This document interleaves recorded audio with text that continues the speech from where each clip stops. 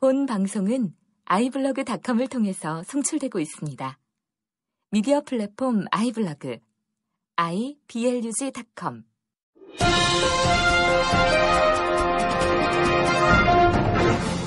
네, 청취자 여러분 안녕하십니까. 하늘의 비밀을 풀어드립니다. 한목사의 비밀의 시간입니다. 하늘의 비밀을 풀어줘요? 예. 누가? 목사님 안녕하세요. 일단 인사부터 하고요. 안녕하세요, 목사님. 안녕하세요. 네, 오늘 저희가 좀 세게 나왔어요. 예, 근데 세게 나가긴 해도, 말씀이 하늘의 비밀인 건 맞아요. 그래서, 원칙적으로 맞긴 맞습니다. 근데 조금 그렇게 말씀을 드리면 좀 교만해 보이는 느낌? 완전 그렇죠? 잘 나가는 뭐 강남 무당 같은 느낌이 나는데. 예. 네, 하여튼 쪽집게 강자 같진 않지만 그래도, 우리 노력하고 있는, 비밀 해제입니다. 사실은 우리가 지난번에 우리 약속드렸던 게 하나 있었죠. 우리 댓글 중에서 그 예정론에 대해서 좀 얘기해 주세요라고 하셔서 저희가 한번 따로 할애해 드리겠다. 저희가 그렇게만 말씀을 드렸는데. 예. 오늘 그 시간입니다. 예. 예정론 준비되셨는지 모르겠는데. 근데 보통 예정론이라고 하는 게 장로교 우리 분들은 이제 아시겠지만 굉장히 복잡하고 어렵고 그 다음에 뭐라고 해야 될까요? 다루기 굉장히 힘든 부분인데요. 네. 그렇죠. 저희가 그걸 갖다가 이제 다 교리적으로 하나하나 따지겠다는 얘기는 아니고 저희는 원래부터 지금 우리 체감하는 우리 그런 예. 방송이지 않습니까? 예. 예, 우리가 어떻게 이제 삶 속에서 우리가 놓치고 있는 부분들이라든가 아니면 이제 헤매고 있는 부분들을 우리가 이제 방향을 잡아 드린다는 뭐 그런 의미이기 때문에. 그런데 예정론 같은 경우는 누가 건드려도 사실은 말이 많아요. 쉽지도 그렇죠. 않고 예. 해결하기도 만만치 않습니다. 신학 이론이기 때문에 네, 그 이론에 대해서 항상 이렇게 맹점들이 있고 막 그렇거든요. 예, 그래도 뭐 다른 것들은 그래도 서로 싸워가면서 어느 정도 정리들을 하는데 이 예정론에 관해서는 예정론이 칼빈이 사실은 주장한 거죠. 네. 그런데 그 제자들이 이제 하이퍼 칼빈이즘이라고. 고등 칼빈, 예. 예, 그래서 막 정말 어떤 정해진 프로그램 따라 딱 그렇게 짜여져서 움직이는 것처럼 이제 이렇게 말을 해서 뭐 전달 필요도 없다. 뭐 이렇게까지 예. 나갔었거든요. 인간의 의지는 아무 쓸데 없고. 예, 그런데 오직 하나님만. 예, 근데 예정을 말하다 보니까 또 그렇게 진행되는 것이 당연한 듯 싶고 그래가지고 그렇게 발전이 되고 그랬거든요. 그래서 예정론은 과거도 그렇지만 현재도 그렇고 앞으로도 제 생각에는 나중에 고린도전서의 13장에 있는 것처럼 지금은 거울을 보는 것 같이밖에 희미하게밖에 몰라요. 그런데 나중에 이제 밝히 알게 될 건데 그때 가서 알게 될 것이고 지금은 누가 말을 한다고 해도 사실은 또 다른 반박할 여지가 있을 수밖에 없는 그 정도 진술밖에는 아마 할 수 없을 것 같아요. 그렇습니다. 그래서 우리가 오늘 이제 예정론에 대해서 이제 완벽하게 다 짚어드리겠다는 건 아니고요. 이제 댓글 차원에서 이제 그분이 이제 궁금했던 부분에 대해서만 우리가 이제 드리는 의미인데. 예. 예정론 하면은 사실은 고등 칼빈 아까 하이퍼 칼빈주의 말씀하셨는데 윌리엄 캐리 선교사 항상 이 장면에서 떠올립니다. 예. 아시죠, 목사님? 예. 네, 인도로 가겠다고 이 젊은 이가 막 꿈을 펼쳤을 때 예. 노인이 하던 말 기억나시죠? 예. 영맨 젊은이 앉게. 예. 그리고 또 뭐라고 하셨죠? 자네가 가지 않더라도 하나님께서는 다 알아서 인도 사람을 구원시키실 것이네. 네. 뭐 그랬잖아요. 예. 예. 이게 이제 고등 칼빈주의자들의 이제 맹점인데요. 예. 이제 우리가 이제 얘기하는 건 이제 그런 차원은 아니고, 그런데 사실 제가 옛날에 교제하던 장로교 목사님이 한 분 계셨는데. 예.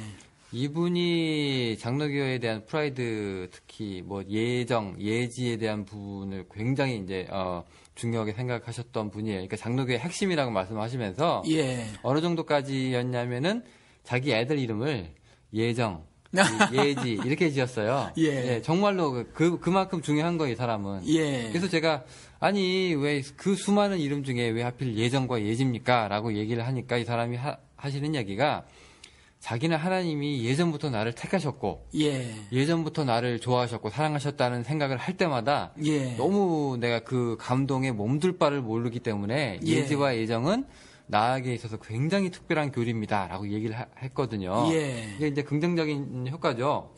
그런데 이렇게 보는 거는 되게 이제 좋게 보시는 분이고요. 이제 뭐가 잘 안 풀렸을 때, 예를 들어서 몸이 좀 불편하게 태어나셨던 분이라든가, 또 안 좋은 집안의 환경을 맞으셨던 분이라든가, 아니면 지인의 뭐 알 수 없는 의미를 알 수 없는 죽음을 맞으셨던 분한테는 예. 이것까지 그러면 하나님께서 다 예정을 하셨던 얘기냐? 예. 너무하시다 하나님. 예. 예. 어떤 면에서는 하나님의 주권과 그 하나님의 그 선하심을 굉장히 높여드리는 교리가 될 수도 있겠지만 예. 어떤 부분에 대해서는 굉장히 하나님을 이상하게 만드는 그런 불평등한 하나님 내지는 예. 잔인한 하나님으로 만드는 그런 이제 약점이 잡히기도 하거든요. 예. 그래서 그 예종론 같은 경우는 이렇게 보고 저렇게 보는 거에 따라서 사실은 반박할 내용들이 굉장히 많이 생겨요. 맞습니다. 그래서 예. 근데 이전에 저 같은 경우는 어떻게 이렇게 말씀하시는 분을 들었어요. 보았어요. 어느 여자 집사님인데 교회를 안 나오셨어요. 근데 3주째 2번 안 나오셨는데 3주째에 나오셔서 자기가 교통사고가 났는데 크게 나지는 않았지만 교통사고가 났는데 교회를 2주 빠졌더니 사고가 난 것 같더라. 아, 이거는 예정론에다가 무슨 징벌론까지 들어가는 거예요. 예, 그러니까 하나님이 이제 복수하시는 하나님처럼 이렇게 말씀을 해놓으시고 어떤 틀이 딱 짜져 있는데 자기가 그 어떤 이유로 인해서 교회를 안 나가게 되었고 또 교회를 안 나간 것으로 인해서 또 이와 같은 징벌을 당했다. 이렇게 이제 말씀을 하시는 분을 봤거든요. 그러니까 이분 같은 경우는 불교의 인연설 같은 경우죠. 그러니까 그 뭐죠? 반드시 원인이 있는 거죠. 그 뭐 한자 성어로 뭐라 그래요? 인과응보? 인과응보. 그 차원인가 인과응보 차원으로 이제 그걸 이해를 하시는 거죠. 그래서 그 한송이 국화꽃을 피우기 위해서는 반드시 소쩍새가 울어줘야 되는. 봄부터? 예, 뭐 네. 그런 식의 어떤 팔자론? 뭐 이런 식으로 인식을 하고 있었던 것 같아요. 어떤 믿음을. 예정론하고는 딱 맞아 떨어지진 않지만 아무튼 이와 같이 하나님의 역사에 대해서 이렇게 인식을 하는 것도 일종의 그 비슷한 그릇된 예정론에 대한 여파가 아닌가 그렇게 생각이 들어요. 그 예정론 들어가기 전에요. 우리 예. 인간 중에서도 우리 역술 이렇게 가면 예. 주역 이렇게 가면 예. 사주 팔자론 나오잖아요. 나오죠. 네, 그거 이제 자기 생시하고 생년월일 그다음에 연월 일시 일시까지. 사주 예. 연월 일시 그렇죠. 예, 이제 그렇게 따지고 나서 이제 하면은 이제, 예. 이제 그 사람이 이제 사주가 이제 대충 나온다. 그렇죠. 팔자는 고쳐도 그래서 사주는 못 고친다. 예. 그런 게 있죠. 네, 뭐 그런 거. 예. 저 같은 경우에도 무슨 뭐 사주까지는 아니더라도 예. 뭐 소띠에 뭐 새벽에 태어났으니 너는 이제 일이 많겠다. 예. 뭐 요런 뭐 민간 신앙 같은 거 있었고요. 예. 네, 요런 걸로 이제 그 사람의 이제 운명이라고 해야 될까요? 예. 미래 같은 것도 좀 점쳐 보기도 하고 예. 뭐 토정 비결 좀 연초지만 네, 그런 것도 보기도 하는데 이거 물론 목사님 믿지 않으시죠? 저는 안 믿어요. 저도 영훈 씨처럼 이전에 그런 소리를 들었어요. 저는 이제 생일이 모내기 때거든요. 음력으로 이제 4월이에요. 양력으로는 5월이고. 그래서 모내기철 소띠라고 살면서 참 그 일복 많겠다. 너 이런 식으로 말을 어렸을 적에 들었었거든요. 네.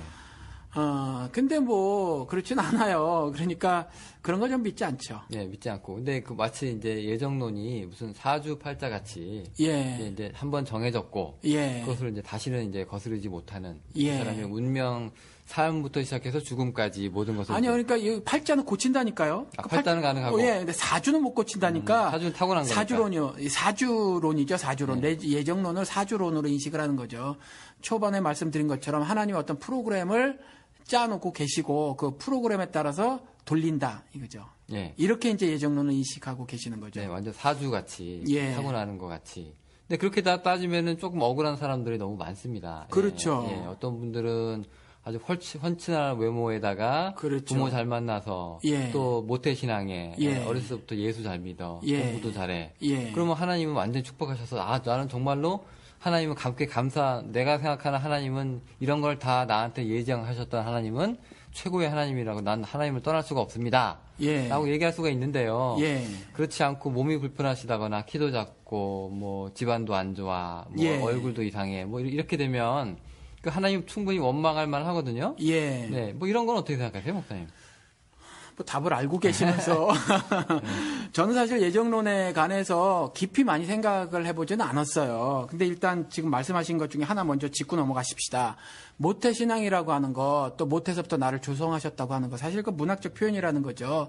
하나님은 제일 처음에 지실 때는 다 말씀으로 지으세요. 그리고 사람만 let us make, 우리가 만들자 하시면서 만드시거든요. 그 이후에는 하나님 자신의 의로운 질서에 따라서 계속 생명체들의 생산을 이어나가시죠. 그러니까 남자와 여자가 결혼해서 후손을 보는 거예요. 그러니까 그와 같이 진행을 하시는 거거든요. 그러니까 뭐 모태부터 내가 조성이 되어 있고 모태부터 신앙을 갖고 있었다. 신앙이라는 건 자의적으로 하나님을, 물론 하늘의 선물인 믿음을 받아야 하지만 내가 내 죄를 고백할 수 있을 때에 발생이 되는 거거든요. 그러니까 모태부터 신앙이 있다는 건 말이 되지질 않아요. 이것도 역시 예정론의 큰 오류예요. 그리고 또 하나 조금 전에 말씀드린 것처럼 뭐 억울한 경우 같은 경우 제가 이제 신학교 다닐 때 UC 계열 대학교가 9개 있잖아요. 캘리포니아. 그 중에서 이제 좋다고 하는 UC 얼바인 한국 교포들도 많이 사시는 그 UC 얼바인 대학 병원에 그 방문을 해야 하는 클래스가 있었어요. 그때 이제 병원에 채플린을 졸졸졸 따라다니면서 이런 환자 저런 환자를 봤는데 그 중에 하나가 저도 아기를 낳아서 키워봤지만 아기들 처음에 나서 며칠만 지나면 우리 큰애 같은 경우는 나오자마자 한 달 된 애처럼 주름도 없고 그랬지만 보통 이제 주름이 금세 펴지고 말이죠. 토실토실 이뻐요. 그런데 조산아들이 있는 데를 들어가 봤거든요. 그런데 아기들 피부가 무슨 색깔이었냐면 빨갛다 못해서 그 뭐라고 해야 되나 자주색 그런 색깔이었어요. 그러니까 안에 그 피 때문에 팥죽같이 예, 그런 색깔이었었어요. 그런데 얼마나 일찍 태어났냐면 정말 태어나면 안 되는 아기예요. 그러니까 제가 채플린한테 물어봤거든요. 이 아기 그 의사들이 뭐라고 말하냐, 이 아기들이 살 가능성이 있냐라고 말했더니 의사들도 모른다는 거예요. 죽을 가능성도 높다는 거죠. 뭐 육삭동이, 칠삭동 이 정도인가요? 더 심한가요? 저도 얼마 되면 살을 수 있는지는 모르겠어요. 그런데 저도 아기를 셋을 낳았잖아요. 그 반도 안 돼요. 크기가 굉장히 작아요. 인간 형체를 갖고 있지만 정말 조그매요. 그러니까 이 아기들은 죽을 수 있는데 그럼 이 아기들은 뭐냐는 거죠. 이 아기들은 태어나자마자 죽을 사주를 예정을 가지고 태어난 애냐라는 거죠. 예, 예정에 대입을 해보면. 예, 또 하나는 문해아가 있어요. 문해아. 뇌가 없는? 예, 그럼 이런 실제 의학 사례가 있잖아요. 그럼 태어나자마자 이 아이도 죽어요. 하나님의 창조가 실패냐라는 거죠.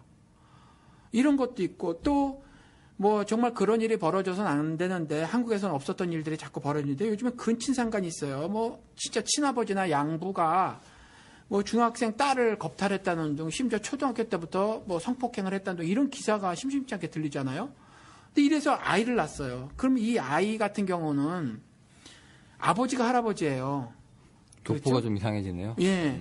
이런 끔찍하게 태어난 아이 같은 경우는 무슨 운명을 가지고 태어났냐라는 거죠. 이것도 역시 하나님의 예정인가? 이와 같은 출생이.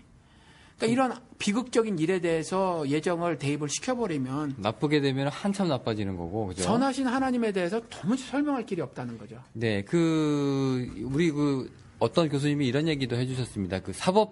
우리 법 체계에서 보면은요. 예. 이게 사람을 죽였을 때 즉흥적인 살인이냐, 예. 아니면 원래부터 이제 뭐 계획된 살인이냐. 계획을 했느냐에 따라서 예. 죄의 형량이 달라지는 것처럼, 예.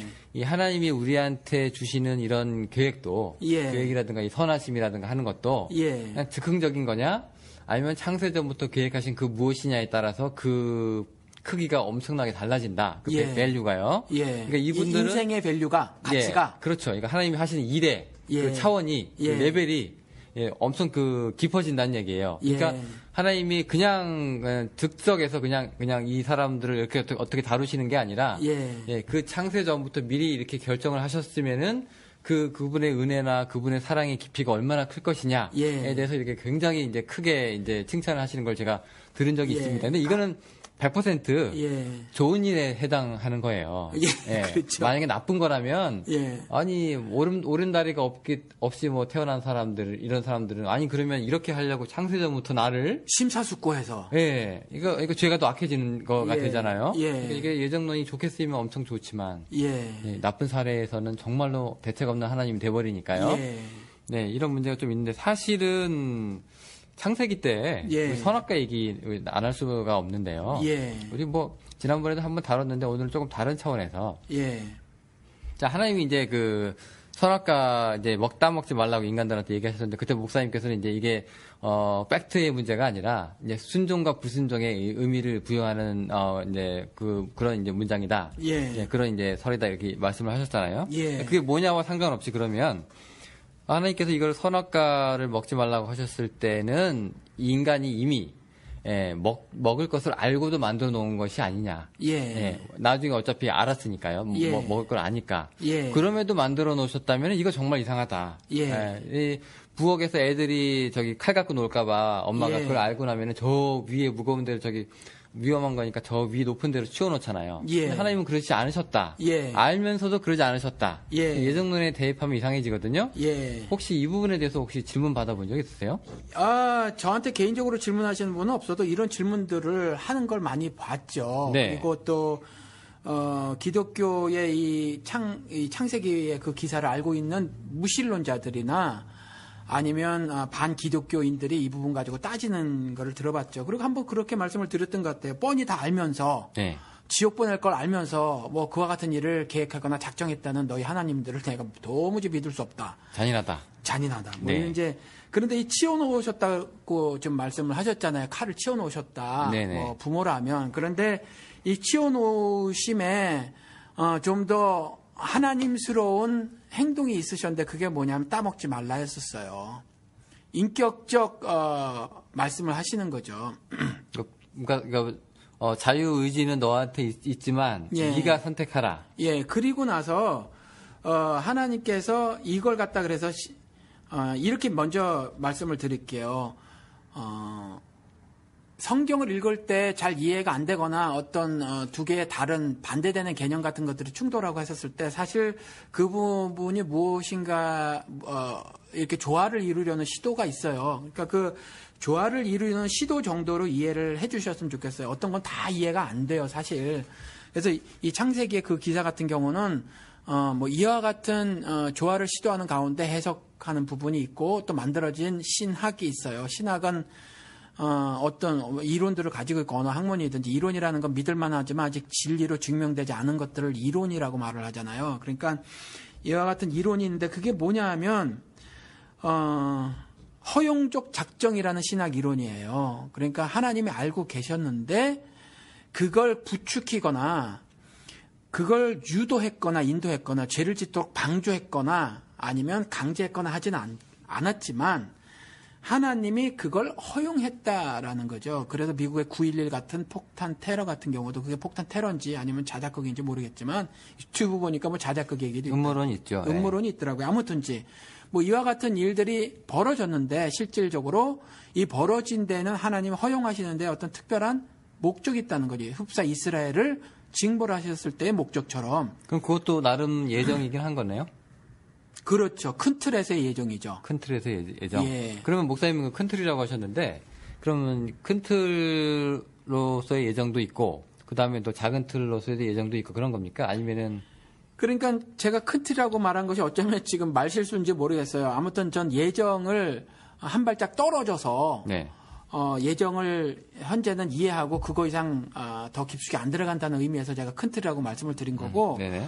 우리가 흔히 개별적으로 이렇게 적용된다고 하는 그 예정들 저는 그것 자체를 그렇게 신뢰하지는 않는다는 거죠. 왜냐하면 조금 전에 우리가 예를 들어서 말씀 나눈 것처럼 어떤 경우는 뭐 그렇게 하면 복이 되지는데 좋은 경우는 우리가 그렇게 해석하면 야 하나님의 절대 주권적 은혜를 내가 이렇게 받고 사는구나 이렇게 이해를 할 수 있지만 악한 경우는 그러니까 나쁜 경우 비극적인 경우는 어떻게 해요? 하나님 심사숙고해서 그와 같이 악한 일을 내게 경험케 하신 것밖에 안 되니까 그런 개별적인 접근은 저는 하지 않고요.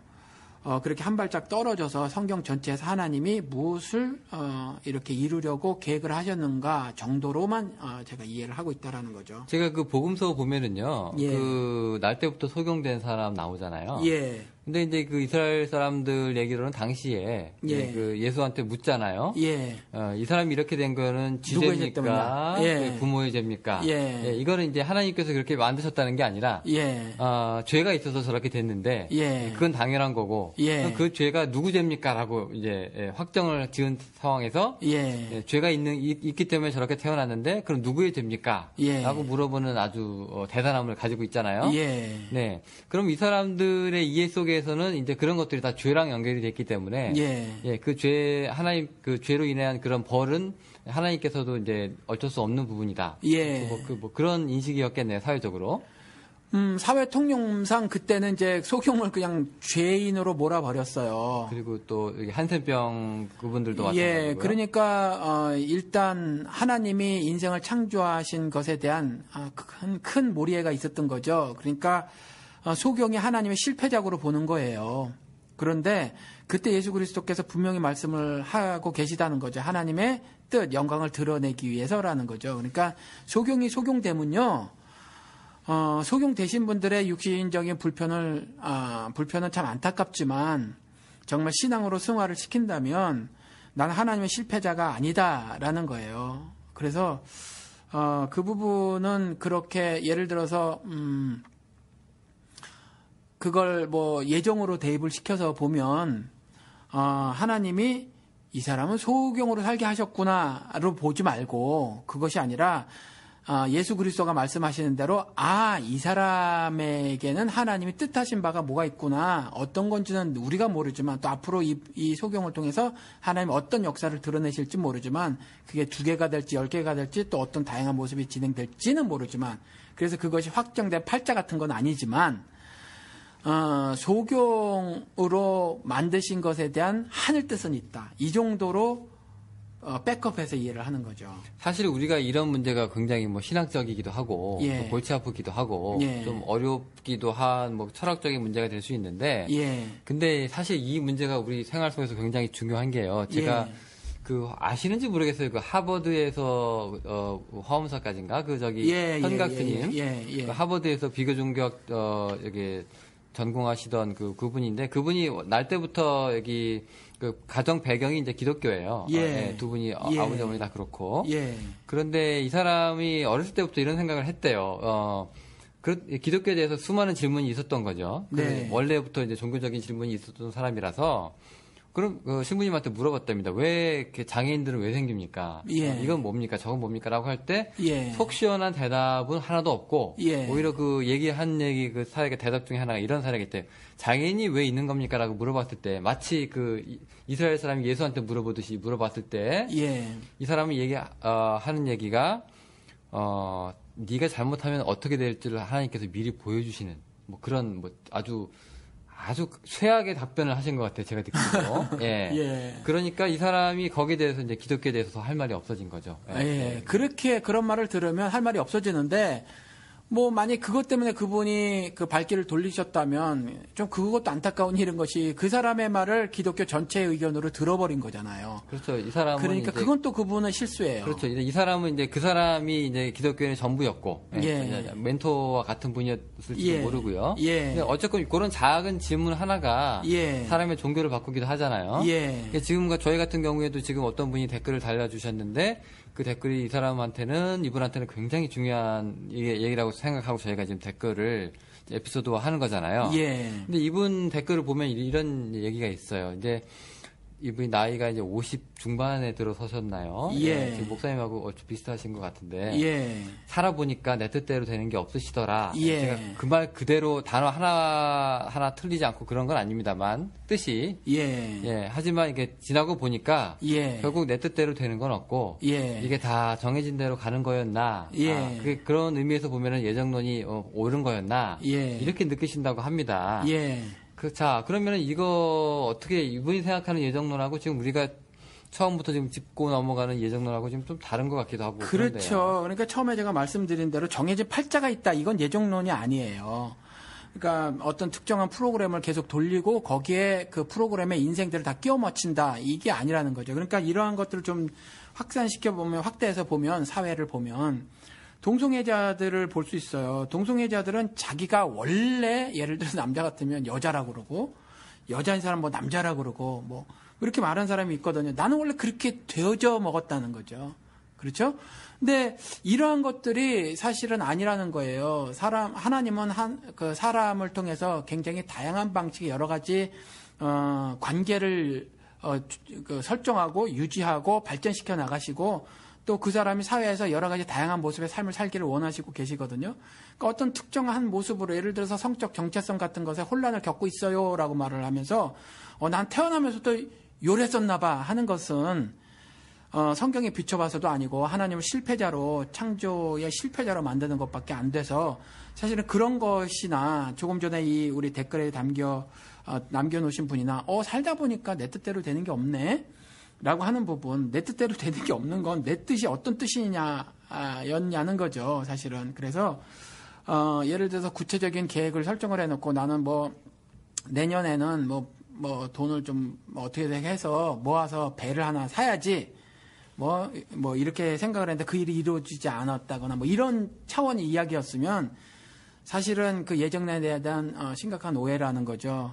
다만 하나님께서, 예를 들어서 그 자신의 거룩한 하늘 뜻을 드러내시고자 했던 부분들이 이미 창세기부터 쓰여져 있고 그 부분을 인류 역사에서 드러내고 성취시켜 가는 부분들에 대한 언약이 있고 그런 것들 차원에서 예정을 이해하면 그러면 그 정도 선에서는 올바른 이해지만 그 개별적 삶에 대해서 구체적으로 뭐 어떤 그 고정된 삶이 있는 것 같아요라고 하는 건 사실은 성경에서 말하고 있는 그 예정에 대한 심각한 오해예요.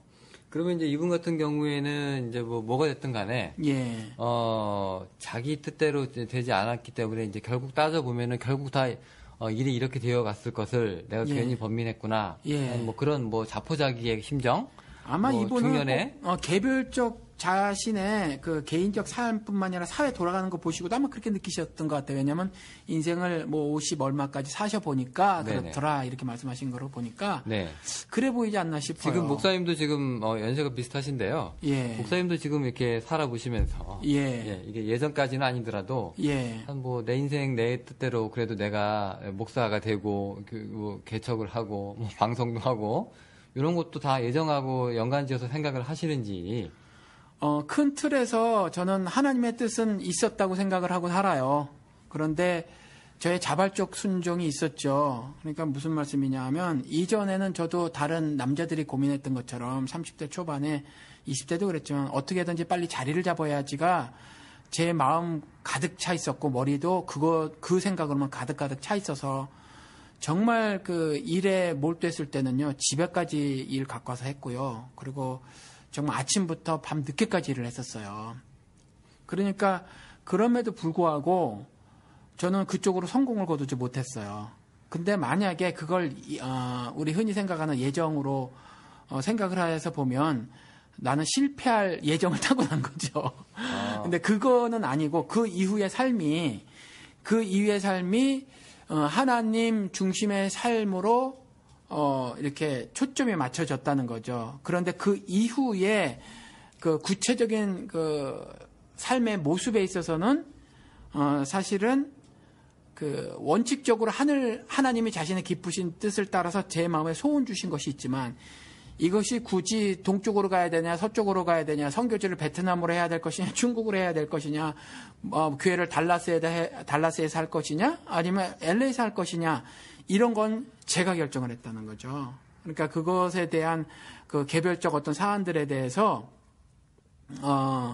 하나님의 예정 이걸 전혀 제 삶에 대입시키질 않았어요. 근데 만약에 목사님 지금 이제 달라스로 지금 이제 목회지를 잡으시고 이제 목회를 계속 이제 하고 계시는데 근데 이게 처음에 이제 보통 목사님들의 레퍼토리가 뻔해요. 결론으로 가면 이게 처음에 이제 내가 이렇게 결정을 했고 내가 이제 내 뜻대로 이렇게 달라스에 해놓고 이렇게 했는데 나중에 은퇴쯤 돼서 보시고 나서 내 삶을 이렇게 뒤돌아봤더니 내가 다 결정한 줄 알았더니 다 하나님께서 이게 마련해 주시고 어떻게 이런 얘기를 쭉 하시잖아요. 예. 그 얘기가 어떻게 보면 이게 맞는 얘기인가요? 저는 동의하지 않아요. 그리고 실제로 또 최근에도 어떤 방송에서 그런 얘기를 들었는데 하나님이 저는 진짜 달라스에 남아있을 이유도 없었고 목적도 없었고 여기 공부하고 유학하고 한국으로 돌아가려고 했는데 여기서 제법 이제 교회를 크게 하는 복음 스스로 나는 기복신앙자라고 말하는 어떤 한 목사인데 젊은 나이에 큰 교회를 이뤘어요. 근데 아무튼 이제 이 사람이 방송에 나온 방송을 들었는데 여기 지역 방송에 뭐라고 말하냐면 나는 정말 뜻이 없었다. 나는 정말 이곳에 머무를 뜻도 없었는데다가 그럴 계획도 없었고 마음도 없었고 이유도 없었는데 하나님이 나를 여기 잡아놓으셨다. 저는 이런 말에 동의를 하지 않아요. 분명히 그 사람은 여기에 남아있을 뜻이 있었어요. 자기가? 그럼요. 자기 의지로? 그럼요. 여기 남고 포장한 거예요 그러면? 자기 남고 싶었어요. 여기 분명히 남고 싶었고 한국에 가기에 불안한 점이 뭐가 있었겠죠. 저는 그렇게 생각을 해요. 그리고 저에게 질문해 오는 청년들 가운데서 이제 하나님의 뜻 같은 거를 물어보는 분들이 있어요. 그리고 현재도 그거 갖고 고민하는 사람이 있는데 저는 이렇게 대답을 해준다는 거죠. 성경을 통해서 그러니까 구약 사건을 다시 제가 뭐 설명을 한번 했으니까 좀 넘어가겠지만 일단 얘기를 하면 하나님이 너는 요일해 조일해라든가 아니면 이곳으로 가 저곳으로 가 이러지 않으신다는 거죠. 그냥 하나님이 각 골에 70명을 2명씩 짝져서 보내서 예수의 증인이 되라고 하시는 거예요. 그러니까 이런 거 갖고 고민한단 말이죠. 이게 하나님의 뜻일까? 저게 하나님의 뜻일까? 내가 지금 이 일을 하는 것이 하나님의 뜻일까? 저 일을 하는 것이 하나님의 뜻일까? 이런 고민을 하실 필요가 없다는 거죠. 신앙적으로 성숙했다고 치면 그냥 하나님 기뻐하시는 뜻을 찾아서 하시면 돼요. 지금 당장 할 수 있는 일을 하시라 뭐 그런 건가요? 그렇죠. 그래서 하나님은 지금도 일꾼을 찾고 계시는데 준비만 잔뜩 하지 마시고 어떤 경우는 준비 필요 없어요. 미련한 자를 들어서 지혜 있는 자를 치고 약한 자를 들어서 강한 자를 치시거든요. 군사훈련 안 받은 다윗을 들어서 골리앗을 처음 무찌르시기도 한단 말이에요. 달변가 아닌 모세를 보내서 하나님 말씀을 선포하기도 하시고 그러니까 문제는 내가 이 일을 할까 저 일을 할까가 문제가 아니라 내가 하나님의 기쁘신 뜻에 따른 행함을 할 것인가 아닌가를 고민하셔야 된다는 거죠. 그 예정이랑 우리 같이 연관시켜 보면은요. 제가 예전에 그 우리 부흥회 같은 데 가보면 그 무슨 은사 받으신 분들이 그래서 이제 뭐 헌금 봉투라든가 뭐 사람 이름을 통해서라거나 이렇게 뭐 얘기하시는데 그 중에서 뭐 제 아는 사람 이름을 부르면서 뭐 최머시기가 누구야? 하니까 이 사람이 이제 일어났던가 손을 들었던가 그랬더니 당신 앞으로 목회를 해야 될 사람이 왜 여기 있어? 뭐 이런 말씀을 그게 요즘도 벌어져요. 신사도 운동 가면 아직도 지금도 그러죠. 네네. 그래서 이 사람이 결국 이 사람이 목회자가 되긴 됐어요. 네, 원래부터 근데 이 사람이 그 말 때문에 그런 건 아니고 이 사람 얘기로는 자기는 원래부터 하고 싶었는데 그것으로 인해서 자기가 이제 확인을 받았다라는 그런 차원이거든요. 근데 결국 중요한 건 이제 결국 자기가 다 하고 싶은 대로 이제 하고 살면서 그것으로 이제 포장 내지는 하나님의 뜻 뒤에 숨으려고 하는 그런 사례들이 좀 많이 있잖아요. 그런 거에 대해서는 그렇게 우리가 좋게 봐야 되는 건지 저는 성경적으로 옳지 않다고 봐요. 그러니까 성경에서는 하나님의 어떤 특정 장소로 가라 그러는 게 없어요. 그러니까 뭐 아브라함 이런 이야기를 가지고 이제 그렇게 해석을 하실 수 있는데 아브라함 이야기도 가나안이라는 특정 장소를 지칭하는 게 아닌 거죠. 제가 말씀드린 것처럼 가나안이 상징하고 있는 것이 있고 그래서 그걸 말하고 있는 거지. 예를 들어서 가나안이라는 가자지구를 특정해서 말씀하시는 것이 아니라는 거지. 그것의 구약은 그림자라고 말했으니까 그 그림자, 그 사건이 담고 있는 뜻이 있는 거지. 그래서 하나님은요, 보내시는 거예요. 어디서부터? 예루살렘, 그 다음에 유대, 사마리아 땅끝까지 이르러 내 증인이 되는 일을 하는 거지. 너는 월남가, 너는 무슨 뭐 중국에 가, 중국 동북 상성에 가, 뭐 삼성에 가서 뭐 이런 게 아니에요. 근데 그 하나님 입장에서는 제가 볼 때 만약에 제가 하나님이라면은 이 여러 가지 뭐 신학생들이 많고 선교사들이 많다면 좀 이렇게 분배를 해서요. 마치 뭐 천주교 신부들을 여러 가지 뭐 파송을 한다거나 하는 그런 의미로 그렇게 해서 이제 좀 오지나 뭐 이런 데로 가야 되는데 이상하게 그쪽으로 가는 소명이나 사명을 받으신 분들이 나타나고 있질 않네요. 있어요. 그래서 템포리라고 해가지고 아니 있긴 있는데 그런 분들이 있는 거 정말 고맙고 정말 하나님이 이렇게 살아계시는 걸 느낄 수 있는 그런 부분인데 대부분은 편하게 편한 곳에 되도록 사대문 안에 그리고 뭐 미국에 이렇게 다 악을 박을 이렇게 모여가지고 자리 잡으려고 하는데 이게 이제 하나님 뜻인 양 하고 있다는 거죠. 그래서 지금 예를 들어서 선교사 파송 숫자를 보면 한국 기독교계 그 집계를 보면 미국의 신학 공부 온 사람들도 다 선교사로 잡고 하더라고요. 그래서 그 선교사가 제일 많이 파송된 데가 미국이에요. 이런 일들. 한국에서 미국으로 선교사를. 그렇죠. 이런 일들이 굉장히 우스꽝스러운 일들이 사실 진행되고 있다고 볼 수 있어요. 전 이것이 좀 안타까운데, 그, 지난 방송에서 말씀드린 것처럼, 그, 뭐, 경제학 클래스에 한국 경제가 없다고 하듯이, 미국 사람들이 한국에 가서 신학 공부 안 해요. 뭐, 다른 건 그렇다고 치더라도, 교회 성경학 같은 경우는 한국에 가서 연구해 볼 만한데, 안 해요. 그리고 전부 한국 사람들이 미국에 가서 공부를 하거든요. 그러니까 좀 이런 점들의 제가 좀 안타까운 점들이 한국 기독교계에서 장차 리더가 되겠다고 하는 사람들, 그리고 조금 더 많은 지식들을 좀 공부하고 싶다고 하는 사람들이 좀 더 도전적으로 하드웨어적 공부를 해서 정말 좀 더 뭐 예를 들어서 뭐 고고학을 좀 공부를 해보든지 아니면 이스라엘 가서 원문을 좀 한번 공부를 해보든지 뭐 이런 차원이 아니라 그저 미국에 있는 여러 신학교에 와서 그 짜투리 신학들 하는 거거든요. 이미 한국에서 그 목회학 과정을 다 끝냈는데 여기 와서 다 목회학 과정을 다시 한단 말이죠. 또 60학점짜리의 뭐 그 무슨 교육학 그걸 다 하고 있거든요. 그래서 이런 점들이 제가 좀 안타까워요. 그런데 이런 일들조차 뭐 하나님의 뜻으로 이제 이렇게 말을 했을 때 이것 역시 잘못된 예정에 대한 적용이다 이런 생각이 든다는 거죠. 네, 그렇습니다. 그 예정론이라고 하는 게 그리고 또 하나님의 뜻을 알아간다는 그런 자체가 너무 지금 주관적이고 자의적이고 그다음에 너무 자기 이익에 부합하는 혹은 자기 합리화시키는 그런 말로 지금 둔갑하고 있지 않나. 그래서 뭐 와이미 뭐 이런 김충곤 장로님 같은 경우도 그분이 뭐 대형 어린 그 청소년들을 위한 집회를 잘 성공적으로 이뤄 나가고 있지만 그럼에도 불구하고 그분이 전하는 메시지가 성경적인가는 저는 사실 굉장히 회의가 들어요. 의심이 가고 이와 같이 뭐 이런 비슷한 류의 고백들을 하거든요. 처음에 말한 것처럼 그 국화꽃을 피우기 위해서 소축새가 반드시 울어줘야 하는 인과응보식의 그 불교의 인연설이 그 성경 해석을 지배하고 있다는 거죠. 한국 기독교계에서. 그래서 그러한 점들은 그 예정에 관한 하나님의 예정에 관한 잘못된 해석이다. 이런 말씀을 드리고 싶습니다. 그런 식으로 우리가 이제 예정을 계속 바라보게 되면은 나중에 뭐 천국에서 뭐 상이 있다 뭐 하는 그런 얘기들이 있는데 결국 그 자기가 한 거에 따라서 상을 이제 뭐 받거나 벌을 받거나 하는데 예정까지 거기 들어가게 되면은 그렇죠. 네, 아예 벌 받을 사람을 만들어 놓고 너 벌. 그래서 상 줄 이유가 없어요. 그냥 그렇게 프로그램 돼 있는 사람인데 상 그렇죠. 마치 로봇 청소기가 청소하게 만들어 놓고 청소 잘했다가 상 주는 것처럼. 근데 그 상도 분명히 상 주시는 이심을 믿어야 하고요. 상 주시는 건 맞아요. 그런데 상 주시는 건 똑같은 상이에요. 그러니까 상급의 차이가 없어요. 상의 차이가 없습니다. 그리고 그 상은요, 구원 받은 거예요. 그거 이상의 상이 없어요. 거기에 가서 가끔 천국 간증하시는 분이 있는데 전도 제일 많이 한 사람이 제일 앞에 서 있고, 아니면 제일 좋은 방에 가 있고, 뭐 이런 거. 이게 다 웃기는 말이라는 거죠. 그럼 성경에 그런 거 없고 고린도전서에 가서 보면요 분명히 기록돼 있어요.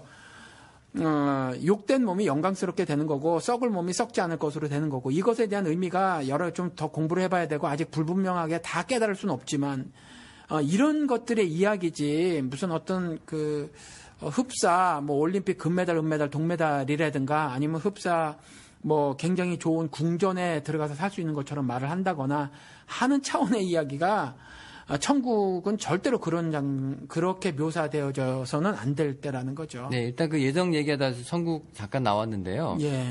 근데 그 성경에 보면은 그 왜 뭐 황금길 얘기라든가 보석 얘기라든가 그러니까 솔직히 얘기해서 인간들이 지상에서 누리지 못하고 그렇게 갈급해했던 것이 내세에서는 뭔가 되는 듯한 그런 인상을 주는 구절들이 좀 있긴 하거든요. 사실은. 계시록에 그렇게 되어 있는데 내 마음이 있는 내 보석이 있는 것에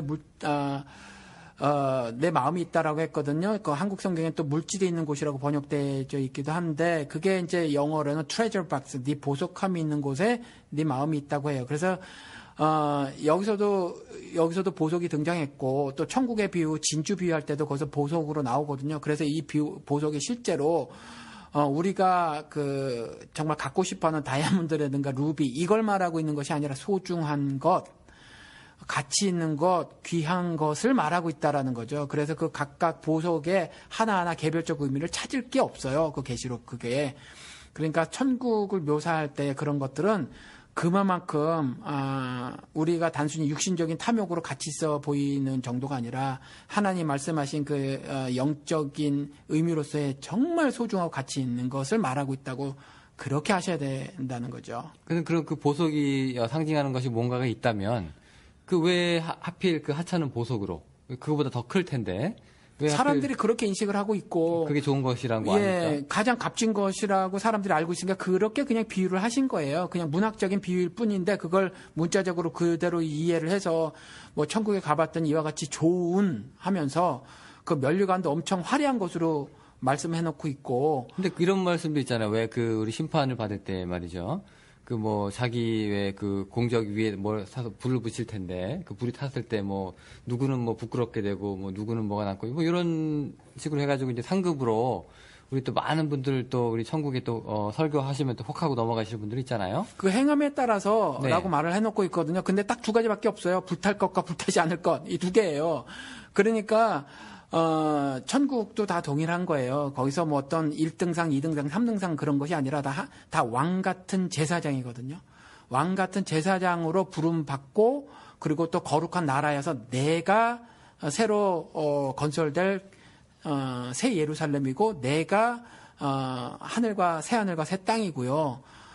그렇게 인식을 하셔야 된다는 거죠. 그리고 이 설명은 좀 부족해요. 부족하지만 아무튼 그 정도 이해밖에는 성경을 통해서는 제가 할 수 없고 성경에 특별히 지옥에 대해서는 더 진술이 작아요.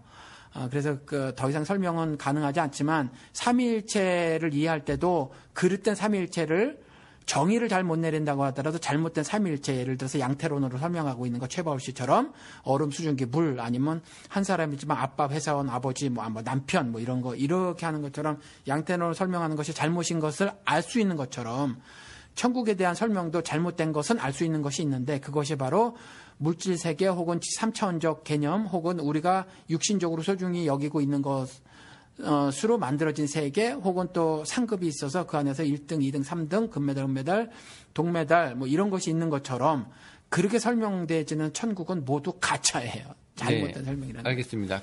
혹시 또 이 부분에 대해서 또 댓글 남겨주시면 우리 천국 문제는 또 다시 다루기로 하고요. 예, 이 부분은 우리 교회에서는 정말 많이 오래전부터 설교를 해가지고 이제 더 이상 그런 꿈들을 꾸고 계신 분들은 이제 없어요. 오늘 하루를 살면서도 하나님과 연합됨의 기쁨을 정말 누리고 찾으려고 애쓰시는 분들이 모여 있죠. 자, 그러면은 그 예정론으로 다시 돌아와서요. 예. 자, 이제 아까는 이게 좋게 얘기하는 그 예정론이 또 있었고요. 왜냐면 이제 좋은 대로 해석을 하면 또 얼마든지 좋은 해석이 나올 수 있기 때문에. 근데 그게 아니라 예를 들어서 이제 목회자의 어이없는 죽음, 새벽 기도 가시다가 교통사고를 당하시는 분들, 이런 분들, 어떻게 보면은 인간으로 볼 때는 아무런 의미도 찾을 수 없을 것 같은 그런 죽음들이라든가 그런 불행이라든가 그런 재앙들이 또 있잖아요. 예. 근데 이런 거를 갖다가 이제 하나님의 그 예정으로 얘기하기에는 굉장히 뭔가 좀 이상하단 말이죠. 굉장히 인간적인 그 생각에서 그러한 해석들을 해나가는 거예요. 실제 사례가 있는데, 제가 지금 정확히 생각이 안 나요. 그 선교 역사에서 기록이 된 건데, 미국의 기업가의 아들이 인도 선교를 가려고 해서 한 100년 전 얘기인데, 그런데, 아버지는 반대를 했죠. 그냥 내 기업을 물려받아라. 외아들이었고. 그런데 하나님을 만나고 그 열정에 타서 난 인도에 가겠습니다. 나는 선교를 하겠습니다. 그랬어요. 그래서 선교료를 2년 받았어요. 2년 받고, 배를 타고 가다가 필리핀에서 죽었어요. 필리핀에서 죽고 선교를 해보지도 못했어요. 그럼 이게 실패냐라는 거죠. 이제 이것에 대해서 해석을 했었을 때 인간적인 생각으로 하면 실패라는 거죠. 그렇죠. 지가 지 생각대로 저렇게 살다가 부모 뜻도 거역하고 살다가 분명히 하나님을 경외하는 그 부분에 있어서 공경하는 부분에 있어서, 아니 부모를 공경하는 부분에 있어서 그 공경이란 단어가 히브리어에는 두 가지 다른 단어를 쓰고 있는데, 뭐 영어에도 honor과 respect이 있잖아요. honor your father and mother 그러잖아요. 내 부모를 공경하라 해서. 그때 하나님께만 쓰는 그 단어를 쓴 거거든요. 거기에서 그와 같이 부모의 말을 정말 절대적으로 순종해야만 하나님이 가르쳐 놓고 계신데, 그 말, 부모 말도 거역을 했고, 지가 나 혼자 충만해서 저렇게 선교지에 대한 이런 것도 좀 공부를 하고 그러다가 가서 죽어버렸다라는 거죠. 그러니까 자기 실패다 이렇게 말하는 사람이 있고, 또 하나는 저게 뭐냐라는 거죠. 저게 그렇게 말씀을 하시는 분이 있어요. 그러니까 그 죽음에 대해서 인간적으로 생각을 하면 하나님의 예정에 대해서 만약에 그렇게 어떤 고정된 프로그램 따라서 이렇게 진행되는 것이다. 인생들을 각각 거기에 대입을 시켜서 이끌어가고 있는 것이다라고 예정을 이해를 해버리면 그와 같은 경우는 도무지 설명을 해야 될 수가 없다라는 거죠. 그리고 인간적으로 생각을 하면 그건 실패에 불과한 거고. 예, 그러니까 그 이제 예정에 대해서 이제 나쁘게 우리가 이제 적응하면 이제 엄청 잔인한 교리가 되는데, 그러면 이제 예정과 우리가 굳이 대입을 시키지 않고요. 우리 사회에서 아니면 우리 개인적으로나 가정적으로 일어나는 이런 나쁜 현상들에 대한 이런 일들을 우리가 이제 대하는 자세가 있을 거 아닙니까? 하나님께서 옛날부터 너한테 이렇게 내리셨던 거야라고 하는 그런 잔인한 말씀을 뺀다고 치면은, 혹은 마귀가 너를 괴롭히는 거야라고 하는 그런 얘기를 또 하는 그런 것도 조금 합당치 않으니까, 그런 것도 빼면은, 그럼 우리가 이런 일상적인 소소한 혹은 커다란 불행에 대해서 우리 어떻게 이것들을 받아들여야 참된 신앙인의 모습이 되겠느냐? 모든 케이스를 사실 다 말할 수 없어요. 그렇게는 아마 그 누구도 말할 수 없을 거라고 생각해요. 과거, 현재, 미래 어떤 사람도 말할 수 없습니다. 그런데 이제 어떤 커다란 인류 역사의 사건들 같은 경우는 이야기를 할 수 있겠죠. 그러니까 제가 조금 전에 말씀드린 것처럼 그 9.11 사건 같은 경우는 전 그렇게 생각을 해요. 하나님께서, 이것이 딱 맞는지는 모르겠어요.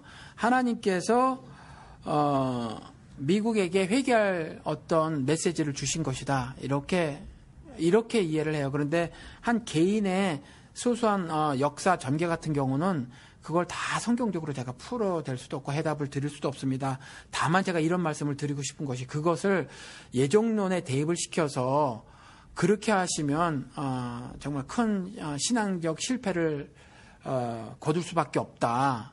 이런 말씀을 좀 드리고 싶다라는. 자, 그러면 이제 그러면은요, 예정론의 범위를 좀 좁혀가지고요. 그럼 어디까지, 그래도 하나님께서 변하지 않는 그분만의 섭리는 갖고 있다고 우리가 보통 신앙 고백들을 하잖아요.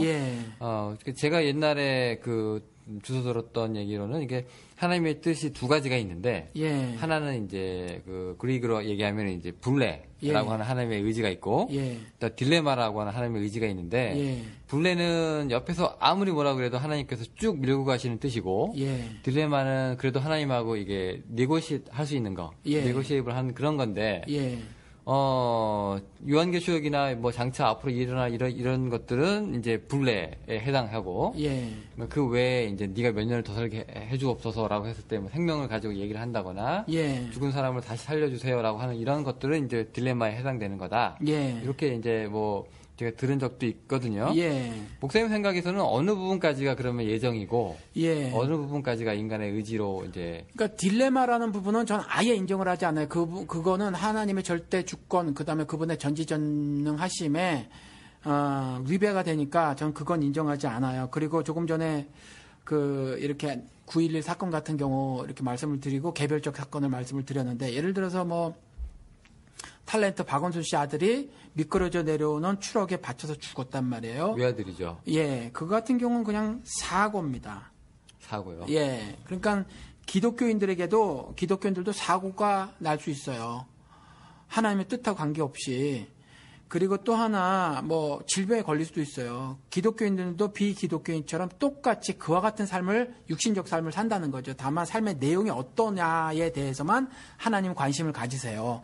그래서 예정에 대해서는, 그래서 조금 전에 말씀드린 것처럼 예를 들어서 북한 선교를 마음으로 꿈을 꾸고 있잖아요. 꿈을 꾸고 있는데 북한 선교를 꿈을 꾸고 있는데 내가 북한 선교를 해서 이런저런 준비를 하고 있습니다. 그런데 이게 만약에 되지면 북한을 가게 되고 그렇지 않으면 안 가게 됩니다. 이런 것 같은 경우는 사실 그 사명 문제에 있어서 조금 잘못된 거예요. 그러니까 북한에 대한 소명을 하나님 그 소원을 마음속에 받았으면 어떤 방식으로든지 북한 그 주민들을 마음으로 안는 거죠. 그러니까 이러한 부분들은 하나님이 추수할 때 일꾼이 없다는 탄식을 내가 마음으로 느끼는 거예요. 그래서 예수의 그 마음을 그 노래 속에서도 있지만 찬송 속에서도 있지만은 예수의 심장 가지고 예수의 손과 발이 돼서 가는 거거든요. 그러니까 그러한 결정은 내가 할 수 있다라는 거예요. 그렇지만 그것조차도 원론이 믿음에서 믿음으로 이르게 한다고 하셨으니까 하늘 믿음을 가진 자만이 결정할 수 있는 거거든요. 그러니까 이러한 자의적 결정들이 있어요. 이걸 전부 예정으로 나는 그래서 선교에 부름을 받았다, 베트남으로 부름을 받았다는 조금 저는 성경적이지 않다고 생각을 해요. 그래서 부름은 원론적으로 그냥 사도행전 1장 8절처럼 예수 믿으면 성령을 통해서 예수를 믿게 되고 예수 하나가 된 사람은 성령의 권능을 받고 성령의 권능을 받은 사람은 예루살렘부터 땅끝까지 이르러 예수의 증인이 되는 원론적인 부르심만 받는 거예요. 그리고 개별적인 것은 개인들이 사실은 여러 가지 자신의 탤런트나 이런 것들을 고려해서 결정을 할 수 있도록 하나님은 우리에게 자유를 주시고 그와 같은 관계를 맺길 원하시지 로버트처럼 자 너는 지금부터 A 장소로 가고 너는 지금부터 BA를 진행해라 이게 아니라는 거죠. 그래서 우리는 인격체고 하늘 품성을 가진 하나님의 품성을 가진 그와 같은 인격체여서 그와 같은 최선의 것을 하나님께 응답해 드리는 결정을 내릴 수 있는 존재라는 거죠. 그 지금 말씀하시는 중간에 보니까 우리가 그 예정하고 하나님의 뜻하고 지금 주제가 살짝 겹치는 부분이 있거든요. 예를 들어서 이제 하나님의 뜻을 드러내심이 예정이잖아요. 그게 아닌가요? 그런데 지금 이제 우리 주제 오늘 얘기하는 주제는 이제 예정 쪽이었는데 이게 하나님의 뜻하고도 지금 약간 연관이 되는 게 아까 같은 경우에 우리가 사람의 죽음에 대해서 얘기를 할 때 어떤 분들은 하나님의 주권을 너무 강조한 나머지 예정까지는 가지 않더라도 하나님께서 허락을 하셨다. 죽음의 문제니까. 왜냐하면 예수께서도 우리 머리털이 희고 검고의 문제를 너희가 할 수 없다. 하나님만이 하실 수 있는 문제라고 얘기를 했거든요. 근데 그 단순히 사고사라고 치면은 마음은 편해지겠지만 이런 문제에 대해서 그래도 하나님의 명령이 떨어져야 이게 생명이 취해 가심이 가능할 텐데 기독교인들의 시각에서는 어떻게 이렇게 그러면 무슨 뜻으로 무슨 의미로 이렇게 허무하게 지금 그러니까 세상에서의 삶은요 에덴 동산에서의 삶이 아니에요. 그러니까 사탄이 공중권세를 잡았고 공중권세를 잡은 사탄의 룰대로 진행이 되는 그 삶을 사는 거기 때문에 모순과 부조리가 그득한 삶을 사는 거죠. 그래서 이와 같은 불의의 사고도 당할 수 있는 거예요. 에덴 동산 아니었다라면 그리고 천국에서 사는 거라면 새하늘 새 땅에서 사는 거라면 이와 같은 불의의 사고가 없어요. 그리고 이와 같은 질병도 없고 더 이상 사망이나 애곡하는 것이나 슬픔이나 눈물 같은 것이 없는 거거든요. 그러니까 이와 같이 우리가 기대치 않았던 악한 일들을 경험할 수밖에 없는 건 일단 육신적으로 현재 이 땅에서 인간들이 스스로 범죄함으로 말미암아서 살게 되는 그 세상에서 살기 때문에 이와 같은 왜곡되고 부조리한 일들을 경험할 수밖에 없는 삶이다.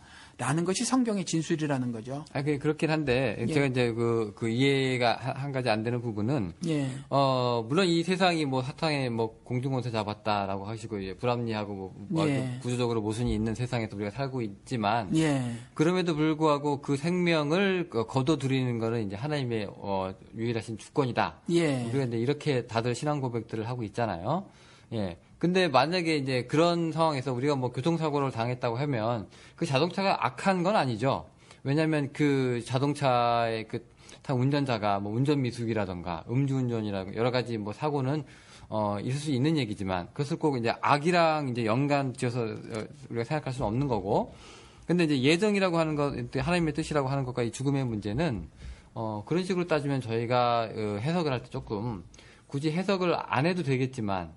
할 때 그냥 사고사야 라고 얘기하면은 저도 보통 대부분의 경우에는 그렇게 포장 없이 얘기를 하면 마음이 편하지만 그래도 하나님께서 허락하시는 이 생명과 이 죽음의 문제에 대해서는 무슨 그래도 신앙적인 무슨 답변이 있어야 될 게 아니냐. 그러니까 조금 전에 제가 말씀을 드린 것이 그래요. 그러니까 그와 같은 사고가 악이냐 아니냐, 악일까 아닐까에 대해서 예스와 노의 두 가지 대답이 다 있어요. 뭐냐 하면 개별적 사건으로는 아니에요. 악이 아닌 거예요. 그냥 사고예요. 그런데 이와 같은 모순과 왜곡과 부조리한 것들이 있는 세상이라는 거죠. 그런 의미에서는 그게 악이에요. 이와 같이 악이 조성된 사회에서 사는 거니까 그 틀에서는 악이고요. 개별적으로 봤을 때는 그 악한 상황, 악한 세상에서 사니까 악인 것이지만 그 한 가지 케이스로 나눠서 봤을 땐 그냥 그 악한 세상에서 벌어진 사고일이다라는 거죠. 사고인데 하나님도 더 이상 어떻게 안 하시는 그렇죠. 그러니까 궁극적으로 나중에 새하늘 새 땅을 도래시키기 전까지 그와 같은 일들이 지속적으로 벌어질 거예요. 예. 뭐 살고 죽는 얘기는 뭐 계속 반복이 되는 거지만. 예. 네. 근데 거기에 우리가 특별하게 그러면 하나님의 뜻이 이렇다 저렇다거나 함부로 이거 해석할 수는 없는 문제인가요? 그렇죠. 해석하지 말고 그냥 오늘 하루를 살고 아니면 한 달을 살고 1년을 살고 5년을 살고 10년을 살고 20년을 살아도 오늘 하루 사는 것에 대한 신앙적 충실함을 보이는 것이 절대적으로 중요하고 두 번째는 하루어치의 삶을 이 땅에서 허락하셨으면 그것이 축복인 줄 아는 것이 참 신앙이라는 거죠. 그러니까 땅의 소망, 육신적 소망이 잔뜩 있으니까 이 땅에서 만약에 남은 100년을 사는데 나는 50년밖에 못 살아. 나는 50년, 저 사람은 50년을 건강하게 사는데 난 30년밖에도 못 사는데 병 걸리고 살다가 죽네. 라는 건 뭐냐면 땅에서 잘 먹고 잘 살려고 하는 그 욕심 때문인 거거든요. 사실은 하나님이 이미 계획해 놓으신 그 그리스도 나라에 대한 소망이 없기 때문에 개똥밭에 굴러도 이승의 삶이 더 좋아라는 그 있잖아요. 네. 그것이 신앙이 되어져서 그래요. 그래서 저는 좀 그렇게 말씀을 드리고 싶어요. 단 하루 어치의 삶을 살아도 오늘 하나님과 동행하는 그 삶을 기쁨으로 즐기실 수 있으면 그리고 이 땅에서 사는 삶을 전이면 즉 순례자의 삶을 사는 것이라고 정말 신앙으로 인정을 하신다면 사실은 이 땅에서 육신적으로 얼마나 윤택하게 사는가 뭐 건강을 비롯한 이런 것들에 대한 욕심이 사라질 수 있을 것이다 이렇게 생각이 들어요. 그래서 살고 죽는 문제는 그렇게 이해를 해야 되지 않을까. 어차피 이 땅에서는 그와 같이 죽을 수밖에 없는 그것이 언제 죽느냐, 사고사로 죽느냐, 질병으로 죽느냐, 어차피 악한 세상에서 살기로 작정을 했고 엉겅퀴와 가시 덤굴에 있는 땅에서 얼굴에 땀을 흘려서 먹고 살다 보니까 살만해. 그래서 왕국을 스스로 지어서 세상을 조성한 인간들이어서 이와 같은 세상에서 사는 동안에는 아무리 하나님을 신앙하는 신자들이라고 할지라도 육신적 삶은 거기에 섞여지고 엮여져서 살 수밖에 없어서 이와 같이 모순되고 부주의한 일들을 경험할 수밖에 없다 이런 말씀을 드려야 되겠습니다. 한 가지 성경적으로는. 그 혼돈스러워 하시는 분들이 있을 것 같아요. 왜냐면은 이제 어떤 분들은 이제 교회 생활 오래 하시면서 이런 얘기들을 많이 듣고 또 그렇게 또 신앙으로 여기고 살아오신 것 중에 하나가 예를 들어서 이제 하나님께서 그 뜻을 다 이루어 내시기 전까지는 결코 이제 스톱하지 않으신다. 예를 들어서 이제 하나님께서 나를 통해서 뭔가 하시려고 하는 계획이 있는데, 그게 이제 그 뜻이 완전히 이루어지기 전까지는 내 생명을 함부로 가져가지 않으신다. 그러니까 내가 하나님의 뜻을 하고 이제 그 뜻을 이루기까지는 이제 내 생명은 그래도 세이프하다는 거죠. 뭐 그런 거, 그런 부분에서 이제 사람들이 뭐라고 해야 될까요? 그 안정감 내지는 거기에 대한 뭐 확신이라든가, 그런 거에 대해서 굉장히 그 높은 가치를 부여하고 있는데 지금 목사님 얘기를 들으면 그냥 사고로 언제든지 죽을 수 있는 사람이고. 그렇죠. 조금 전에 필리핀에서 죽은 사람처럼 실제로 LA는 큰 침례교회에서 남미로 선교사를 파송했는데 그분이 그런 비슷한 경우를 당했어요. 제대로 해보지도 못하고 병 걸려서 돌아왔거든요. 근데 큰 교회니까 준비도 많이 시켰고 에너지도 많이 쏟아 부었고 잘 정착했고 근데 거기서 병 걸렸어요. 그러니까 그런 사고는 있을 수 있다는 거죠. 그렇습니다. 이런 부분들이 그러니까 이런 것들이 다 하나님의 뜻이 뜻을 하려고 하는 사람들한테 하나님께서 그 생명의 보존 장치 혹은 안전 장치를 갖고 계신다라고 하는 그 믿음이 있었는데 예. 이제 목사님 얘기를 들어보니까 우리 삶의 일들이 예. 그냥 요 하루하루 더 살고자 하는 그런 문제가 아니다. 그렇죠. 라고 이제 얘기를 하시면 예. 그 안전 장치가 벗겨지면서 굉장히 삶이 살벌해지고 위험해진다는 느낌이 들 수도 있을 것 같아요. 그래서 그 기도에는 능력이 없다 이걸 보고 이걸 들으시고 완전히 뭐 하나님의 위로를 제거하셨다 예. 그런데 사실은 하나님의 위로가 충만한 거죠. 세상에 대한 완전한 포기가 하나님 나라에 대한 완전한 소망이 되는 거거든요. 그러면 제가 불행하게 사나 안 그래요. 이전에 그와 같은 하나님의 위로를 적극적으로 구했을 때 사실은 더 많은 스트레스가 있었어요. 저 같은 경우는 뭐 개인 간증을 말씀을 드리면 저희 큰애가 왼쪽 눈이 실명되는 질병이 어렸을 적에 걸렸었거든요. 근데 결국 거의 실명이거든요. 이런 어떤 안질환이 있었는데 별의별 데를 다 찾아갔어요. 그러니까 저 지금도 아주 굉장히 괘씸하게 생각하는데 한국에 나겸일이라는 목사가 와가지고 뭐 안수기도에 효험이 있다고 해가지고 제 그 깐난 아이를 데려가가지고 그것도 한번 해본 적이 있거든요. 그때 잘 몰랐을 때. 근데 그런 것들에 대한 어떤 욕구들, 어떤 바램들, 그런 것이 있었을 때는 늘상 채워지지 않는 그 무엇 때문에 하나님의 위로를 받고 싶단 말이죠. 근데 언제나 받으면 좋아요. 근데 안 된단 말이죠. 상당 부분 안 돼요. 거의 안 되더라고요. 근데 저만 그런 게 아니라 다른 사람의 삶을 보아도 많이 그래요. 그러니까 뭐 입으로 하나님이 자기가 주일날 문을 닫았더니 채워주기냐 매상이 분명히 줄었어요. 그냥 그렇게 거짓말을 하는 거죠. 그런데 그렇지 않고 세상에 대한 포기를 하니까 하나님 안에서의 새로운 소망이 생기더라라는 거죠. 그래서 지금은 뭐 어떨 때는 하나 없이도 행복할 순간도 있고 말이죠. 뭐 그러고 살아요. 그래서 뭐 우리 방송 전에 지금 영호 씨랑 뭐 잠깐 대화를 나눴지만 뭐 죽음에 대해서도 늘 생각을 하고 있어요, 저는. 그래서 오히려 세상에 대한 완전한 포기도 내가 할 수 있는 게 아니라 하나님 시켜주시는 건데 완전한 포기가 있으면 있을수록 오히려 그 마음속에는 소망이 더 크게 자라날 수 있다라는 거죠. 네, 저희 학교 선배 얘기를 제가 잠깐 할 수밖에 없는데요. 이 사람이 조폭 출신입니다. 몸에 문신이 있어요. 예. 네, 있는데 이제 조폭 출신인데 회심을 해서 기독교인이 돼가지고 예. 자기 이제 목사가 되고 싶고 개척교회를 하고 싶어가지고 이제 그 학력이 짧으니까 신학교 들어오기가 쉽지 않았어요. 예. 이 사람이 나이도 젊고 그래서 이 사람이 혈서를 쓰고 교수님들을 감동시켜서 들어왔어요. 무슨 조직 들어오는 것처럼. 네, 그렇게 해서 들어와서 이제 졸업반이 돼서 이제 그렇게 하고 싶었던 교회를 이제 결혼도 해서 이제 아내 사모님은 이제 애를 임신한 상태고 그렇게 하고 싶었던 이제 교회 개척지를 찾아서 교회 건물을 만들고 강대상이고 뭐고 다 만들어서 교회 건물 계약까지 다 마치고 나서 교통사고로 사망을 했습니다. 사람들이 말들이 많았어요. 이게 도대체 뭐냐? 하나님의 뜻이 뭐냐? 이 부분에서 굉장히 말들이 많았는데 그럼 목사님 말씀대로 이제 적용을 해버리면, 이게 뭐 예정이나 하나님의 뭐 거룩하신 뜻이라든가 무슨 의미라거나 이런 문제가 아니라, 누구나 있을 수 있는 죽음이 그에게 찾아온 것이고, 그렇죠. 그것 자체로 그 사람의 삶을 실패다 성공이라 함부로 얘기할 수 없다. 그렇죠. 그리고 뭐 손가락, 혈서 쓴 건 좀 웃기긴 한데, 코미디 같은데, 죽기 전까지의 삶의 모습이 어땠느냐가 중요한 거예요. 그러니까 예를 들어서, 김태촌? 그 사람이 목사가 됐나요? 김태촌인가? 아무튼 그런 일이 있었죠. 깡패가. 조양은인가? 네.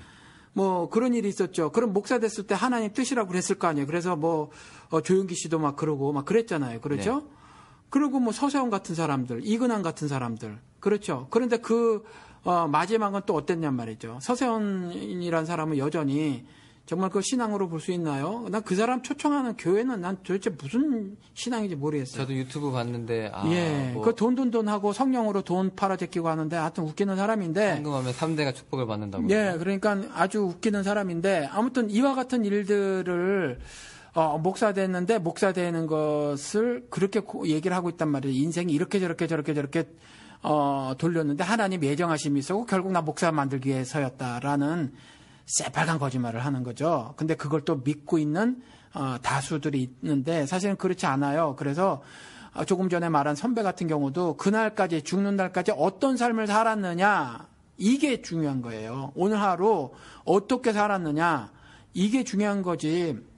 언제 무슨 일로 죽었느냐 어떤 방식으로 얼마만큼 살다 죽었느냐 이게 질문이 되어져서는 안 된다라는 거죠. 그리고 그런 것들이 전혀 예정하고 무관한 이야기라는 거죠. 결국 이제 뭐 성과나 뭐 업적이라든가 뭐 이런 것과는 상관없이 목사님 얘기를 들어보면 이제 일단 내가 뭐 10년, 20년 계획을 짜고 그다음에 그 이후에 뭐 내가 삶의 정리를 하고 뭐 하는 그런 것들이 뭐 그렇게 무가치해 보이기도 하고 그러네요. 이렇게 얘기를 들어보니까. 무가치한 거는 아니에요. 내가 하나님이 주신 선한 의지로 최선의 것으로 하나님께 반응을 보여드리는 일이기 때문에 계획을 세우는 거가요. 절대적으로 소중하며 가치 있는 일이죠. 그런데 말씀드린 것 같이 뭐 예를 들어서 A 장소로 가야 되는 예정이라든가 B 성격의 일을 해야 되는 뭐 어떤 예정이라든가 이런 것들은 아니고 내가 자발적 순종을 통해서 하나님의 내 마음에 주신 깊으신 뜻을 이루어드리는 그와 같은 일을 할 수 있다라는 거죠. 그런 것들은 다 신앙적인 허풍이고 과장이고, 뭐 이제 성서적이지 않을 수 있으니까, 그렇게 뭐 쉽게 믿을 만한 것들은 아니네요. 광 목사가 이해하고 있는 그 예정에 대해서 이제 그럼 본격적으로 한번 얘기를 해봐야 되지 않을까요? 네네. 그러면 이제 목사님이 생각하시는 예정 지금 우리 1시간을 얘기하고 이제 드디어 본론이 나오기 시작을 합니다. 그럼 목사님께서 제가 정식으로 질문을 드리고 이제 대답을 받는 게. 목사님한테 그럼 예정은 뭡니까? 무엇이 예정이고, 하나님께서 어디까지 작정을 하신 겁니까? 그러니까, 예를 들어서 에베소서 1장 같은 경우 보면은, 이렇게 말을 하고 있죠. 1장 4절에 가서 보면, 이제, 곧 창세전에 그리스도 안에서 우리를 택하사, 창세전에 우리를 택하사 이렇게 말을 해놓고 있어서 예정의 말을 하고 있다는 거죠. 그런데 우리로 사랑 안에서 그 앞에 거룩하고 흠이 없게 하시려고 그러니까 창세전에 계획하고 있었던 예정하고 있었던 일은 뭐냐 하면 사랑으로 하나님 앞에서 거룩하고 흠이 없게 하시려는 일 이게 예정이라는 거예요. 그러니까 개별적 적용으로 이 사람이 뭐 동으로 가는 일, 서로 가는 일, 매달 며칠에 뭐 어떻게 하는 일 이런 일이 아니라는 거죠. 내가 짜장면 먹을지 짬뽕 먹을지 하고는 상관없고. 그게 아니에요. 그래서 저희 교회에 저 수요일 날 뭐 우리 녹음하고 있지만 어떤 분이 찾아오셔서 한 60 넘으신 분이 오셔가지고 저를 아시더라고요. 저는 그분을 모르겠는데 제가 어느 교회에 가서 설교를 한 적이 있는데 그 교회 교인이시라고 그래요. 근데 연세가 들으셨는데 자기가 하나님의 때를 찾았는데 이제 하나님의 때다. 이렇게 말을 하시면서 우리 지금 때 얘기 많이 하셨잖아요. 많이 하고 있었잖아요. 기독교인들이. 이것도 이제 예정으로 보고 있는 거거든요. 자기가 이제 하나님이 요 때를 예정하셔서 이때부터 내가 요런 일을 할 것이다 라고 저에게 말씀을 하고 가셨어요. 그런데 성경을 통해서 보면 내 때는 아직 아니나 너희 때는 이미 준비되어 있느니라 이렇게 말씀하시거든요. 그러니까 우리 때는 이미 언제나 늘 항상이에요. 그런데 예수님이 죽을 때는 있지만 우리 죽을 때는 언제라는 거죠. 예수 그리스도와 십자가 대속 죽음을 함께하는 그 죽음. 내 십자가를 지고 그리스도처럼 죽는 일은 언제든지 준비되어 있는 일이에요. 근데 그분은 지금 한국 기독교계에서 말하고 있는 것처럼 그렇게 말을 하고 있는데 사실은 예정이라는 것은 하나님께서 거룩하고 흠이 없게 하시려는 것. 그게 예정이라는 거예요. 근데 여기서도 흠이 없게 하시려는 거, 거룩하고 흠이 없게 하시려는 거, 우리 영훈 씨 신학 공부하셔서 알지만 부정과거라는 것이 있잖아요.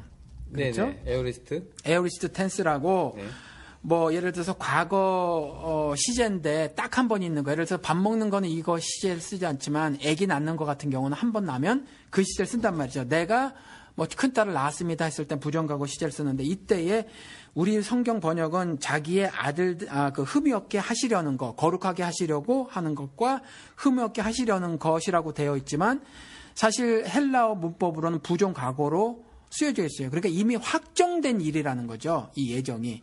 그래서 흠이 없고 거룩하게 하시려는 일, 이게 예정이라는 거예요. 그래서 계시록을 보면 하나님 미래 역사가 이렇게 진행되어질 것임을 쓰고 있는데 거기에 인간 뜻을 조금 더 담아놓고 있지 않음을 보여주고 있어요. 그러니까 하나님의 자기의 뜻을 이와 같이 거룩하고 흠이 없게 하시려는 것, 그리고 구원하실 것, 심판하실 것에 대한 부분, 이런 것에 대한 일, 그게 예정이라는 거예요. 그러니까 개별적 적용이 아니라는 거죠. 그래서 그 이후에도 계속해서 동일한 말을 하고 있는데 5절에는 기쁘신 뜻대로 우리를 예정하사, 우리는 교회를 말하고 있어요. 복수라서. 그러니까 하나님 안에서 거듭난 자를 말하는 거죠. 그 예정하사 그리스도로 말미암아 자기 아들들이 되게 하시려는 일, 그게 예정이에요. 계속해서 하나님의 은혜의 영광을 찬미하게 하시려는 일, 6절에 7절에서는 구속 곧 죄사함을 받게 하시려는 것, 그리고 9절에서는 곧 그의 기쁘심을 따라 그리스도 안에서 때가 찬 경륜을 위하여 예정한 것이 있는데, 그게 뭐냐면 땅에 있는 것이나 하늘에 있는 것이나 다 그리스도 안에서 통일되게 하시려는 그와 같은 일, 그게 예정이라는 거예요. 그런데 우리 지금까지 그러니까 여기까지만 이해를 하시자고요. 그래서 뭐 흡사, 사주와 같은 어떤 고정 프로그램에 따라서 내 인생이 살게 될 것임, 이걸 예정으로 볼 것이 아니라 하나님께서 자신의 그 거룩하고 흠이 없는 뜻을 이 땅에서 이루어 나가시려는 그 일을 행하실 것이다. 큰 틀에서 역사를 그렇게 진행해 나가실 예정이 창세전에 이미 계획되어졌다. 이렇게 이해를 하셨으면 참 좋겠어요. 여기까지만. 목사님께서 얘기하시는 예. 그 예정론이 이제 실체가 지금 나오고 있는데 예. 그게 이제 그런 일반적인 우리 일상생활의 뭐 그런 문제가 아니라 예. 구속 사역에 한해서 예. 하나님과 우리의 그 자녀됨, 예. 그리고 뭐 교회에게 하시는 말씀, 예. 뭐 이런 부분에 대해서는 이제 예정이 이제 왔다. 하나님이 자신의 거룩하신 뜻을 드러내실 것이다라는 거죠. 네, 거기까지만 예정이고. 예, 그런데 그것도 부정각으로 써서 사실 이미 성취된 것. 예를 들어서 구원이라는 것이 칭의, 성화, 영화가 다 이루어져야 구원이 확실하게 다 100% 성취된 건데, 그 일이 이미 성취될 것처럼 확실하게 되니까 칭의 상태에서만 도 구원을 받았다라는 과거형을 쓰는 거와 동일한 의미예요. 그렇게 일을 진행해 나가실 것이지만 그걸 부정각오로 써서 확정된 일처럼 말씀하셨다라는 거죠. 에베소서 1장 4절에 이 거룩하고 흠이 없게 하실 일에 대해서 시제는 부정각오로 썼다라는 거죠. 오직 이제 그 사건, 예. 그 구속 사역, 그런 성격의 일. 예, 그 내용에 관해서는 이제 예정이고. 거기까지만 우리가 그 이해를 하자고. 왜냐하면 더 네. 들어가면 네네. 이게 굉장히 이렇게 반박도 많이 당하고 내가 신앙에 혼란스러움을 가져올 수 있다는 거죠. 네, 범위도 많고요.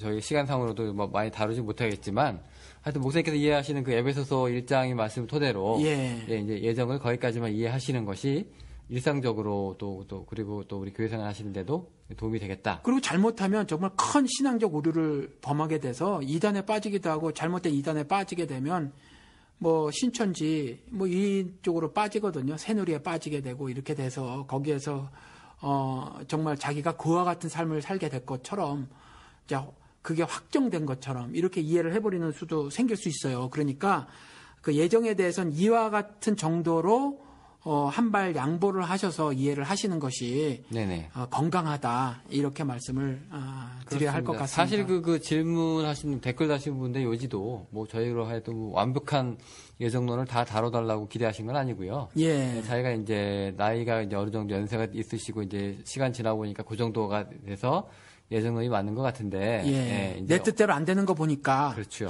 예. 근데 그런 부분에서 이제 어떻게 생각하시냐 하는 목사님의 의견을 묻는 거였거든요. 예. 저희도 이제 깊이는 다루지 않고요. 예. 예. 이제 여기까지만 하고 이제 저희가 댓글로 약속한 대로 이제 에피소드로 예. 예, 약속을 지켜드렸습니다. 예. 네, 오늘 목사님 너무 감사드리고요. 예. 저희는 그러면 또 다른 시간에 예. 또 다른 얘기로 여러분들을 우리 지금까지 항상 목사님 감사합니다 이러고 끝났잖아요. 네. 근데 이 청취자 여러분들에게 인사를 드리고 마치는 게 옳지 싶어요. 그럼 이제는 어떻게 예. 할까요, 그러면? 예, 뭐 우리 서로 감사합니다 하고 안녕히 계십시오. 뭐 이렇게 하든지. 뭐 이렇게 그래요. 해야 될 것 같아요. 그렇지 않는가요? 예, 이제 듣는 사람을 생각하고요.